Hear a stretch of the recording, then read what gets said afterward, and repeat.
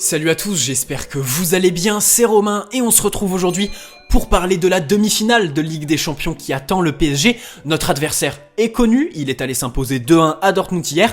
Je parle évidemment de Manchester City. Alors on va commencer avec un premier constat pour le PSG, nouvelle occasion de revanche. Après Manchester United en phase de poule, le Barça en 8ème et le Bayern en quart, le PSG a l'occasion de prendre sa revanche sur Manchester City qui nous avait éliminés en 2015-2016, période durant laquelle les live périscopes et les 3-5-2 étaient à la mode visiblement. Mais au-delà de l'aspect revanche, de l'enjeu géopolitique aussi entre le Qatar et les Émirats Arabes Unis, on constate que le PSG d'abord est sûr de ses forces, n'a plus peur de personne après avoir éliminé le Bayern Munich et aussi le FC Barcelone qui était dans une très grande forme. Petit message à ceux qui disent que le PSG a éliminé le pire Barça de la décennie, c'est absolument faux. Le FC Barcelone tournait à plein régime et a complètement déjoué face au PSG. Bref, le PSG qui est en train de faire un parcours absolument titanesque. Voilà, c'est un parcours de titans, le Barça, le Bayern, Manchester City. Et si on veut aller encore plus loin pour gagner la Ligue des Champions cette année, il faudrait se défaire de soit le Real Madrid de Zinedine Zidane, soit le Chelsea de Thomas Tuchel. Donc si on veut se projeter, on pourrait dire que si le PSG remporte cette Ligue des Champions, ce serait avec un des parcours les plus relevés de l'histoire de la compétition. Bref, on va revenir à Manchester City, qui nous attend donc en demi-finale, avec un petit paradoxe concernant les championnats. D'un côté, on a la Première Ligue, qui est sans aucun débat possible le championnat le plus relevé, le plus attractif du monde, et de l'autre côté, la Ligue 1, ici je vous fais pas de dessin, on connaît tous notre bon vieux championnat. Mais le paradoxe ici, c'est que Manchester City peut se permettre de se focaliser à 100% sur sa demi-finale de Ligue des Champions, déjà en laissant des points en Première Ligue puisqu'ils sont quasi champions, mais aussi et surtout en faisant tourner numériquement, alors que le PSG a la pression totale, voilà, une pression dantesque en Ligue 1 s'ils en veulent, parce qu'on peut se poser cette question après la défaite 1-0 contre Lille, on n'oublie pas, il y a l'exploit contre le Bayern, mais on n'oublie pas que les Parisiens, on a l'impression, ils dégagent cette impression qu'ils veulent pas de la Ligue 1, tout simplement, ils ont pas envie d'être champions cette année avec toutes les défaites au Parc des Princes, notamment. Bref, on va revenir sur Manchester City. Cette vidéo, je vais l'axer sur l'équipe de Guardiola, on va pas trop se projeter, je ferai d'autres vidéos là-dessus. J'ai vraiment envie de vous présenter cette équipe qui a grandi, qui est bien plus mature, une maturité qui s'exprime sur plein de facteurs. Bon, d'abord évidemment la défense, voilà, avec Ruben Dias, Stones évidemment. Une défense qui est bien plus rugueuse, bien plus forte. Voilà, c'est une des meilleures défenses d'Europe actuellement, sans aucun débat possible au niveau de l'alignement, la solidité dans les duels. Il gère bien mieux la profondeur que le Bayern par exemple. Pour Mbappé, pour Neymar, ce sera une autre paire de manches évidemment, mais aussi évidemment une équipe entraînée par Pep Guardiola qui a fait quelques ajustements, qui a su se remettre en question. Ces ajustements qui s'expriment au niveau des choix qu'il a fait en défense, mais aussi au niveau du milieu de terrain. Désormais, c'est une équipe qui se livre un peu moins, qui est peut-être un peu moins impressionnante offensivement, même si ça joue très très bien. À noter, c'est une équipe qui joue sans véritable numéro 9, c'est assez inédit, original, mais ça fonctionne. Gabriel Jesus, voilà, ne joue pas, on va dire régulièrement, n'est pas titulaire indiscutable. Ça fait de cette équipe une équipe assez polyvalente, qui se caractérise par le dépassement de fonction de tous les joueurs. Et ici, j'ai envie de sélectionner deux joueurs. Ilkay Gundogan, qui est le meilleur buteur de Manchester City, pareil, c'est un sacré paradoxe, et Cancelo, qui est latéral droit, et qui permet à Manchester City de mettre de la densité au milieu de terrain, puisqu'on sait tous que c'est une équipe qui, évidemment, joue la possession. Guardiola peut s'adapter à l'adversaire, mais Guardiola restera toujours fidèle à son idéal de possession, très très haute évidemment, en jouant sur la largeur, en attirant, en fait, je vais m'attarder sur cette animation, jouer en passe courte dans l'axe, au cœur du jeu, pour pouvoir attirer 4-5 joueurs adverses, pour ensuite étirer, aller chercher la largeur et se retrouver en situation de surnombre. Sur les couloirs, c'est ce que Manchester City fait le mieux en termes d'utilisation du ballon, en termes de circuit de passe. Aussi, la verticalité, bel atout de Manchester City.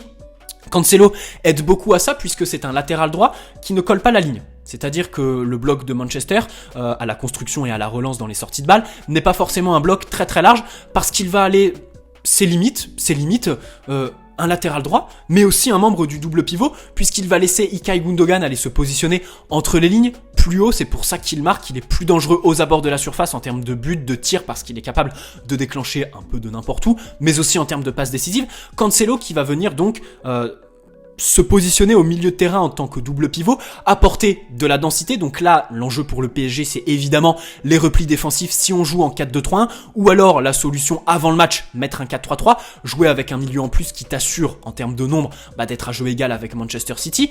On a aussi la force que représente De Bruyne. Bref, je vais revenir sur Cancelo parce que c'est très intéressant à analyser puisqu'il comme je le disais, c'est vraiment l'image parfaite, la métaphore parfaite du dépassement de fonction, de la polyvalence de cette équipe de Manchester City. C'est un latéral droit qui monte au milieu de terrain parce que techniquement il est très bon, il arrive à conserver le ballon, il arrive à se défaire, on va dire, d'un pressing adverse et évidemment distribuer. Jouer court, jouer long, entre les lignes, lancer la profondeur, les ballons pieds en rupture, il sait faire. C'est un joueur qui a une palette technique très très intéressante, très très large. Ça, Pep Guardiola, il l'a identifié, c'est pour ça qu'il monte au milieu de terrain.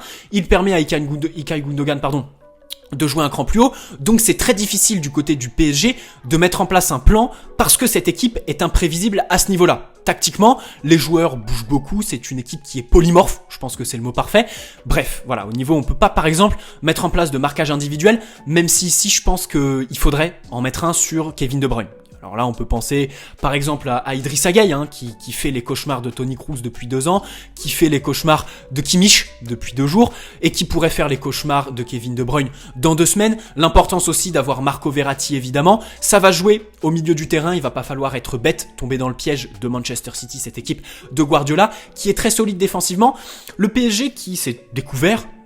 C'est vrai qu'il s'est découvert un nouveau plan de jeu contre le Bayern, celui d'accepter de jouer en transition avec les forces en présence, évidemment Kylian Mbappé, Di Maria aussi en termes de conduite de balle, Neymar par son positionnement entre les lignes et puis parce qu'il sait absolument tout faire. Neymar, voilà, il peut jouer relayeur, il peut jouer ailier, il peut jouer numéro 10, il peut même jouer faux neuf comme pendant le Final 8. Et contre le Bayern, dans les sorties de balle, il jouait en tant que numéro 6. Voilà, il était aussi fort qu'un numéro 6 dans les sorties de balle par la fluidité, par ses capacités à conserver le ballon. C'est absolument phénoménal. Bref, le PSG qui a ses forces pour donc jouer en contre, et je pense que ce plan de jeu, il tombe à pic contre Manchester City, qui ne s'adaptera pas au PSG, qui va vouloir jouer haut évidemment. Attention, je le rappelle, Manchester City est une équipe qui a grandi, il faut pas la voir comme le Bayern Munich, une équipe qui va venir t'asphyxier avec un pressing monstrueux, et puis derrière, se retrouver coupé en deux très rapidement. Non, c'est une équipe qui se livre moins, ça explique aussi les résultats assez courts, voilà, les petits écarts de résultats assez fréquents au niveau du tableau d'affichage chez Manchester City.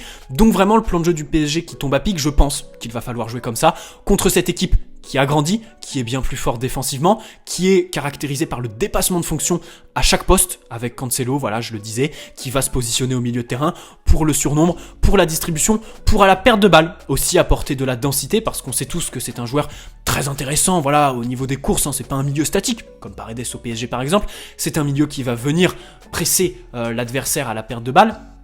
Donc voilà, ça permet à Manchester City de jouer haut. City qui joue sans numéro 9, alors souvent avec un faux numéro 9. Ça, c'est très intéressant pour Mauricio Pochettino dans son approche tactique. Pour la charnière Marquinhos, alors attention, concernant Marquinhos, pour l'instant, il n'est pas assuré de jouer la demi-finale aller, qui se jouera donc au Parc des Princes. Voilà, et le retour à l'extérieur, donc le PSG qui n'a pas le droit à l'erreur, il va falloir faire le résultat à l'aller et aller confirmer au retour, il va pas falloir être en ballottage, on va dire défavorable, avant d'aller jouer à l'extérieur, même si on sait tous qu'avec le Covid, ce facteur a perdu de son importance, les chiffres parlent là-dessus.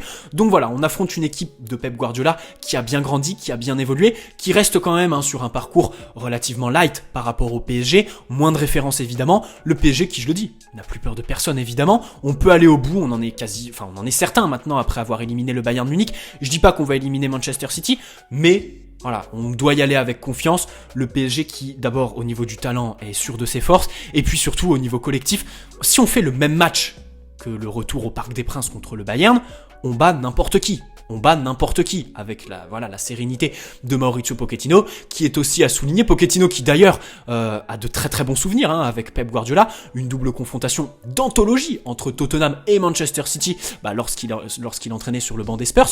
Bref, cette double confrontation contre Manchester City qui s'annonce haletante. Vidéo de 7 minutes 50, je voulais faire une vidéo assez courte, assez brève on va dire. Je pense avoir développé quasi tous les points offensifs de Manchester City, tactique pardon. De Manchester City, évidemment faire très attention à De Bruyne, à Mahrez sur les côtés, en phase de possession évidemment, essayer quand même d'un peu plus rivaliser, avoir plus de prétention, d'ambition que contre le Bayern Munich, puisque Manchester City est une équipe qui ne se livre pas autant que le Bayern.